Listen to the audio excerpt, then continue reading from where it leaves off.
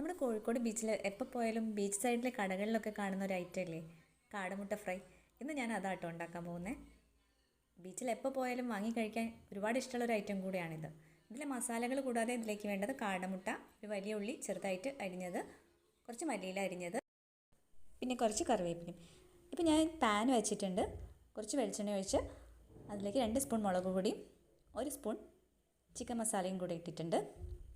പിന്നെ ഇതിലേക്ക് ഇടുന്നത് 1 സ്പൂൺ പെരിഞ്ജീരകം പൊടിച്ചതാണ്. പെരിഞ്ജീരകം പൊടിച്ചതും 1 സ്പൂൺ കുരുമുളക് പൊടിയും കൂടെ ഇടുന്നുണ്ട്.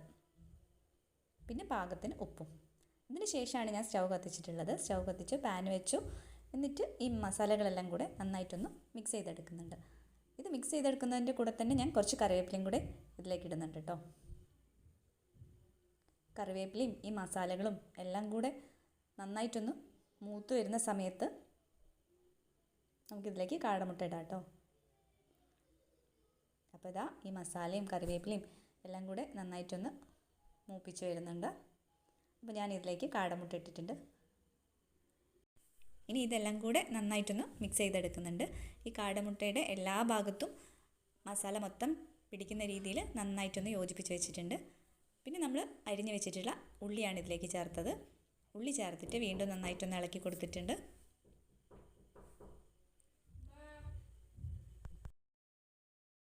ഇനി ഈ മസാലക്കൂട്ടിലേക്ക് നമുക്ക് ചേർക്കാനുള്ളത് മല്ലിയിലയാണ്. അപ്പോൾ നമ്മൾ അരിഞ്ഞു വെച്ച മല്ലിയിലയും കൂടെ ഇതിലേക്ക് ഇടുന്നുണ്ട്. അപ്പോൾ ഇത്രയേ ഉള്ളൂ കേട്ടോ പണി. ഇനി ഇതെല്ലാം കൂടെ ഒന്നുകൂടെ ഒന്ന് യോജിപ്പിച്ചിട്ട് നമുക്ക് സ്റ്റൗ ഓഫ് ചെയ്യാം. അപ്പോൾ ബീച്ച് സൈഡിലൊക്കെ കാണുന്ന കാടമുട്ട ഫ്രൈ അതിലും ടേസ്റ്റിൽ നമുക്കിവിടെ റെഡിയായി കിട്ടിയിട്ടുണ്ട്. കുട്ടികൾക്കൊക്കെ നന്നായിട്ട് ഇഷ്ടപ്പെടുന്ന ഒരു ഐറ്റമാണ്. എല്ലാവരും ഉണ്ടാക്കി നോക്കണം. സൂപ്പർ ടേസ്റ്റാണ്.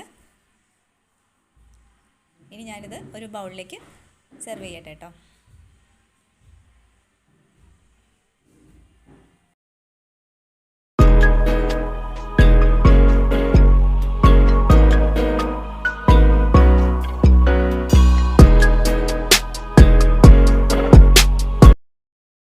അപ്പോൾ ഇതാ വലിയവർക്കും കുട്ടികൾക്കും ഒക്കെ ഒരുപാട് ഇഷ്ടപ്പെടുന്ന കാടമുട്ട ഫ്രൈ ഞാനിവിടെ റെഡിയാക്കി വെച്ചിട്ടുണ്ട്. ഇത് കണ്ടുകൊണ്ട് 3 പേര് ഇവിടെ വെയിറ്റ് ചെയ്തുകൊണ്ടിരിക്കുന്നുണ്ട്. അപ്പോൾ ഇതുപോലെ എല്ലാവരും ഒന്ന് ട്രൈ ചെയ്ത് നോക്കുക. ട്രൈ ചെയ്ത് നോക്കിയിട്ട് ഒപ്പീനിയൻ എൻ്റെ കമൻറ്റ് ബോക്സിൽ ഇടണം.